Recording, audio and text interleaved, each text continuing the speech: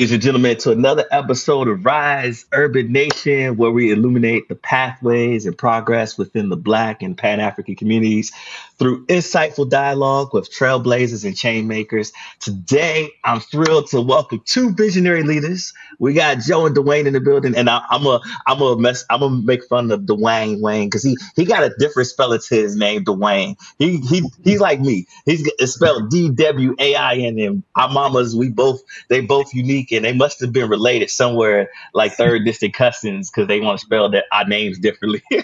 But they are the driving forces behind Dream Exchange and pioneering in a innovative, or I should say initiative, aimed at revolutionizing access to public capital markets.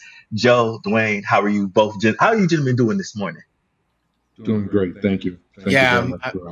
Thank you for having us. I'm really happy to be able to get this word out. So, yeah. Now, I'm going to start you off with, because in the green room we were talking, I told you I was driving home and listening to Bloomberg, and there was an analyst saying they were talking about the concern of the future of public markets and what that looks like, because there's so much access to private capital, you don't see as many companies going public nowadays.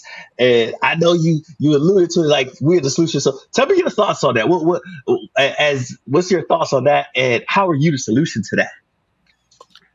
Well, why don't you start with that? Yeah. Okay, so I'll give a little bit. I know actually and it's one right up Dwayne's kind of lane. So yeah, public capital markets. How do you get the entire American investing public to form capital in a company?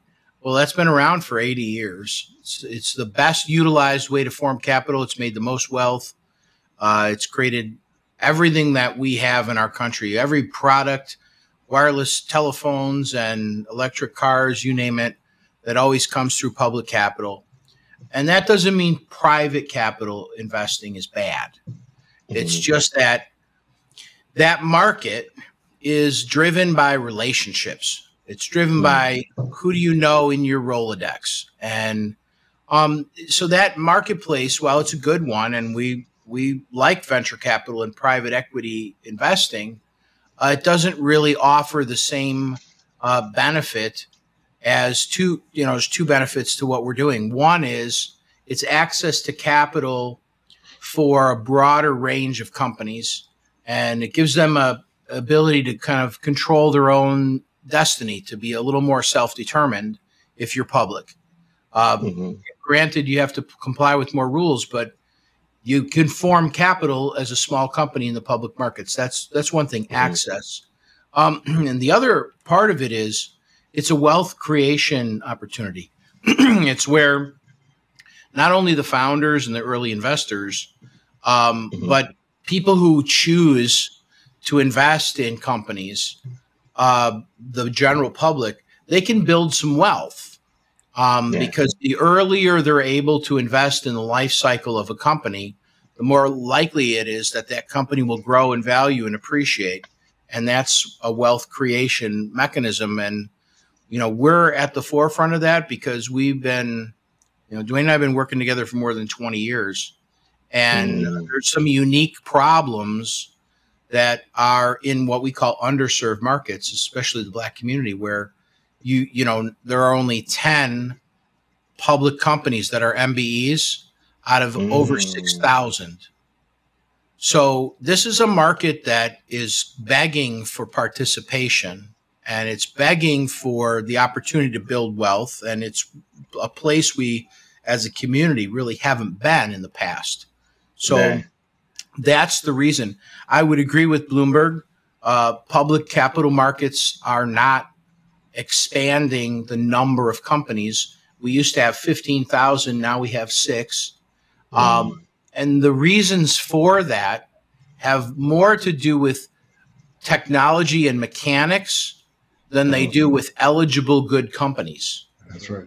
So if we shift the technology and mechanics, that's what we're doing. We're creating a brand new type of stock exchange with customized rules to accommodate technologically and mechanically smaller companies. So more companies can go to public markets and get capitalized. And if you don't know everybody, or you didn't come from an Ivy League MBA program where you can raise capital more easily because you have all these relationships, well, the best companies in the world didn't start out that way. Apple Computer started in a garage.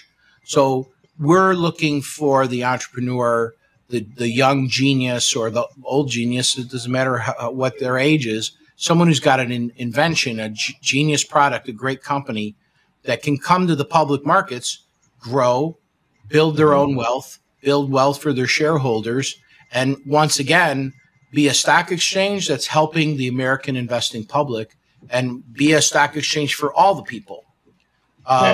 So that's probably the longer answer than you were looking for, but but it gives a precise outlook. And as I was unpacking your answer, I was hoping that maybe both of you can dive a little bit more on what are some of those challenges that the Black and Brown community has to participation. One of the things I was thinking about was access to information, but I mean, you highlighted on the technology as a piece too.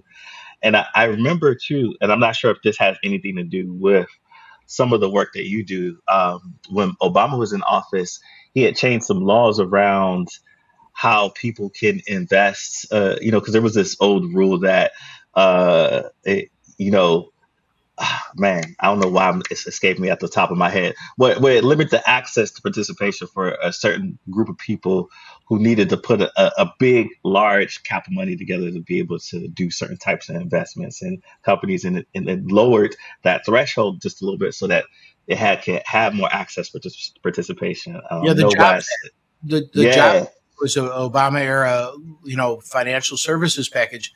It definitely opened up the door to a lot more private capital investing. And I think that we had higher hopes for the Jobs Act, creating more opportunity and diverse outcomes. But that's become increasingly more pressure packed because we're still looking for the prosperity. We're still looking for the economic investment. And one of the things that we know is public capital markets generally in the past have had a kind of an exclusive door, but it's an easier door to open because it is a race that has a starting line and a finish line, and it's the same number of feet that everyone has to run in the public markets. Whereas in the private markets, in getting diversity into private capital investing is a much more difficult task, in my opinion. So you're right. The Jobs Act went a long way to helping some private capital investing occur, which was from 2012 to today. But we still don't see the rise in the number of public companies. We still don't see the rise in diverse public companies. We still don't see the rise in reaching a pool. And the pool we have, and I know the question you're asking, because Dwain could speak to this significantly more about the origin of why perhaps, the Black community hasn't exactly dived into the deep end of the pool on this. But you can see that the public capital markets have a $37 trillion pool of capital. That's the pool. We only have 10 MBEs that have access to that pool of money. So 10? 10? 1-0? 1-0. Yeah, let that one sink in. We want to see that, the good news, the bad news. Well, we think in our early stages of being an exchange, we can help double the number. So that's good. We'll double it. The bad news is that's not a very high bar. But a journey of 1,000 miles begins with but a step. So we think we're going in the right direction. But the origins are more, perhaps the audience would be more interested because Dwain's legacy is born in this. His whole life is born in what the viewpoints of the community are. I don't know, Dwain. Dwain, go ahead. That's a good alley-oop right there. Give us the origin.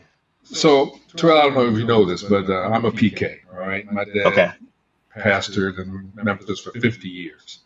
I grew up, I was very fortunate, went to good schools, ended up graduating from Georgetown Law School. And I can tell you this, as a student at Georgetown Law School, I dropped out of my corporations class. And I dropped out. I'm not proud of it, but I did. I dropped out because what I learned, or what I felt at the time, was that corporate America wasn't particularly welcoming to me, and that in order for me to participate as a player in that environment was very unlikely, given my background and given my proclivity for protesting and doing the kinds of things that I did as a young man. So when I say that our community is woefully underprepared to deal with the vicissitudes of high finance, I don't think that's an overstatement. We have been for so long excluded from the rooms where the decision making that's required to give people the resources, the experience, the understanding of the capital market system, it has not been available to us. And as a consequence, we've been kind of relegated to figuring out how to get our banks to lend us money, or how to get into some government program that provides an avenue. And I don't want to knock either of those, because we need them. In fact, I think some of the best information for startups can be found free, at the U.S. Department of what is it? The MBDA. Thank you. Right. The MBDA. Those programs, those government programs, can be an excellent resource, a very inexpensive resource, and really provide a very good global view of how to get started in the business and where to go with that for funding. The problem is that there are lots and lots of programs that are very kind of disconnected, and if you don't have a good guide walking you through those programs, you can get lost. It's overwhelming. So Joe and I bonded for over 20 years over dealing with people that had kind of overcome a lot of those issues, gotten started, running viable businesses, but could not get access to the capital. They didn't have the names, in their Rolodex that would allow them to really access the venture capitalists or access private equity in a way that really allowed you to get people who were going to work with you and not just kind of take your company, but work with you to really help you build your company.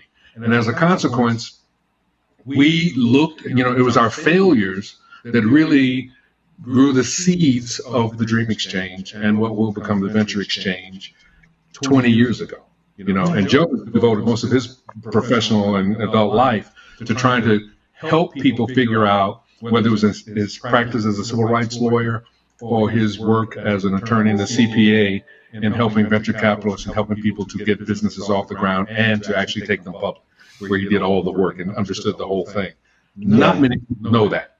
And the fact that we would come together and I could bring the benefit of my years of experience in working in the community, trying to help small businesses, him doing the same things. I mean, we bonded over that work. That's how we came together. And like I said, our inability to find the kinds of avenues for a lot of these entrepreneurs that would have allowed them to thrive just were not there. So like you said, public capital markets present an extraordinary opportunity. Not only that, but once, we're committed to providing the kind of education for the community, starting in kindergarten, like with Taryell Academy, when they were teaching kids about producers and consumers, literally in kindergarten, like my son went.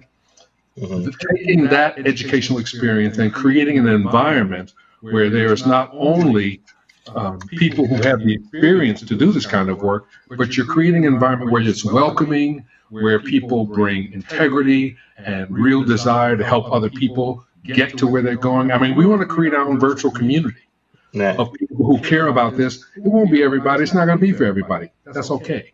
But the people that want to do the work and are prepared to do the work, committed to doing the work, and want to be around like-minded people, that you come to the Dream Exchange, because that's who we're appealing to, and that's who is going to get us. If 10% of our community was pulling in the same direction and had this kind of education and was working together, we would transform America. I promise. I love that. That explains so much, because I remember I was looking at your background and I'm like, all right, how did these two get together? Like, how does this work? Because you guys both have impressive backgrounds, spanning from community, the law, the civil rights. and then entrepreneurship. But it's an interesting mixture. And I was like, how did they make this cocktail, right? So now this gives me the background. By the way, I'm from DC, so I have a special place in my heart for Georgetown because growing up in DC during those years, Georgetown Hoyas was my team. Went through the Patrick Ewing era, the Allison Iverson era, like the John Thompson era was the era. I don't know. Can we get back to those days? I miss those days. I love DC. In fact, if I weren't living, my wife and I looked very hard at moving to DC at some point. It's a center of the political world. Yeah. And that's a big part of my life. So I will always love DC. Right. Always. So I appreciate that. So take me through this. The journey to create a platform like Dream Exchange is bound to come with significant challenges. Could you delve into some of the major hurdles you've encountered and strategies you employ to navigate these challenges? How much time do we have?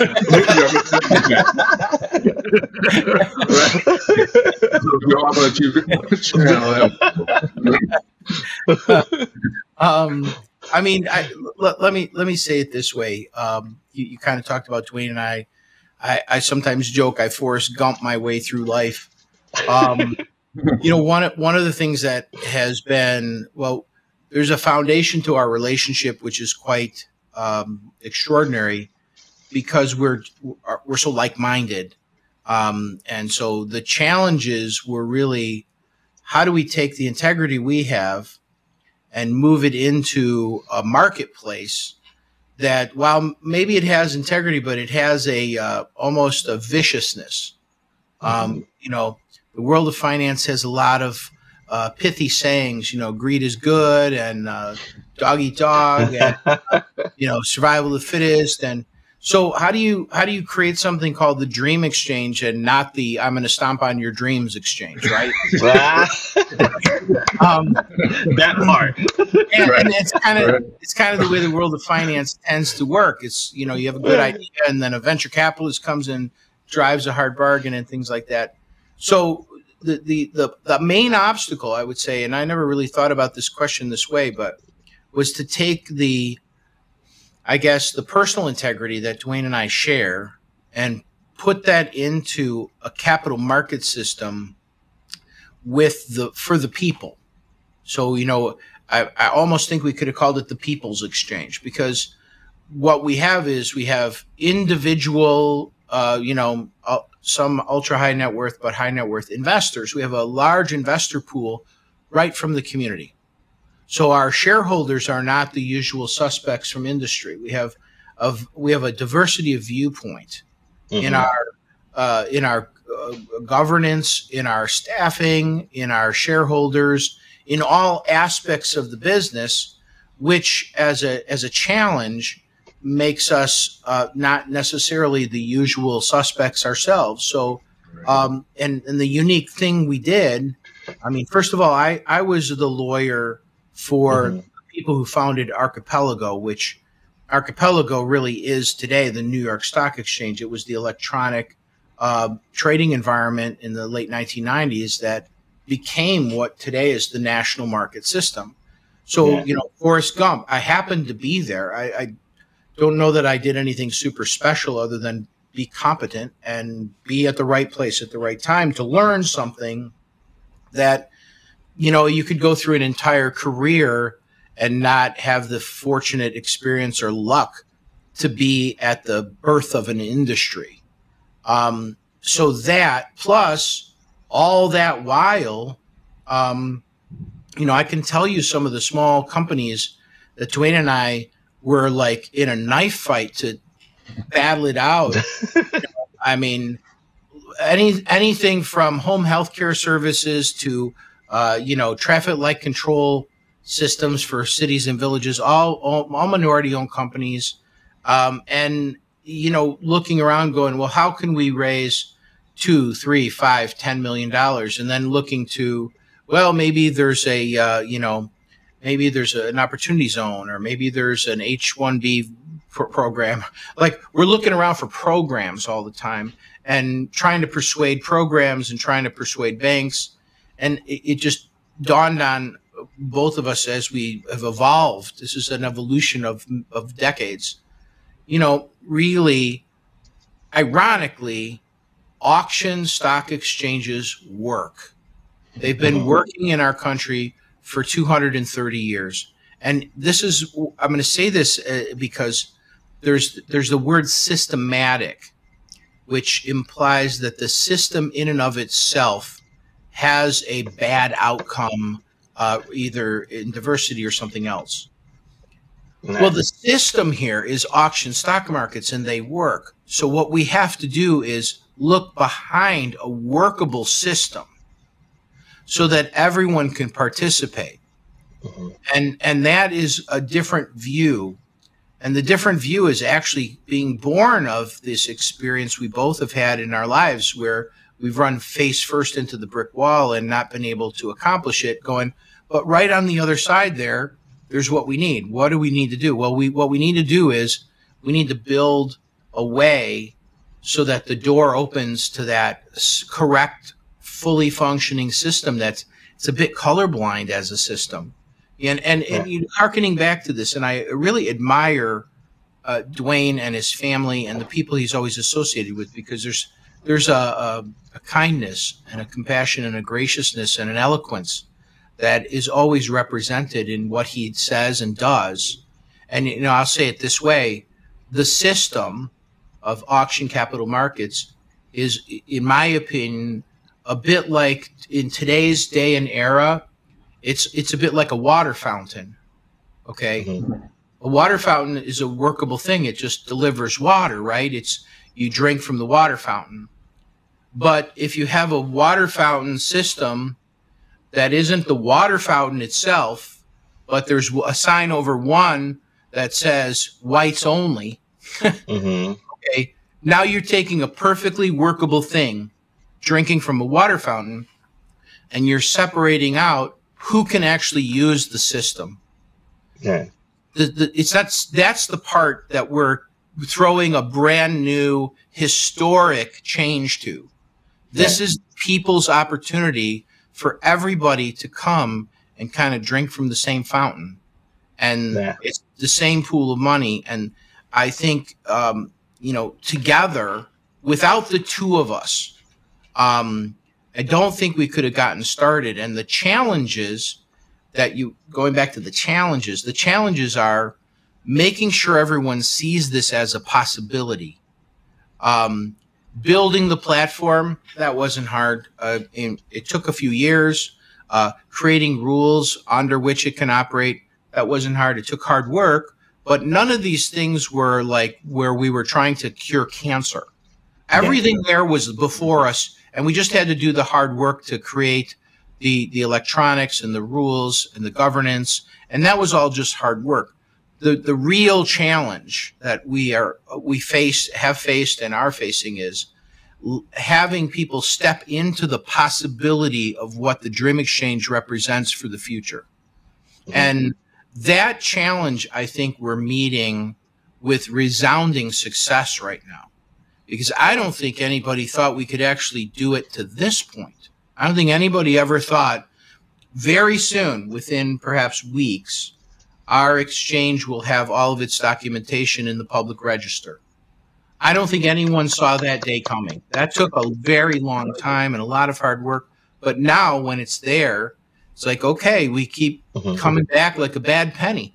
And we're going to keep coming back, doing the right thing, and overcoming this major barrier. And the major barrier is... Joe, if I could jump in there. Taryell, this is a good question, because it not only speaks to, the journey we've been on for the last decade or two, but it really speaks to the future.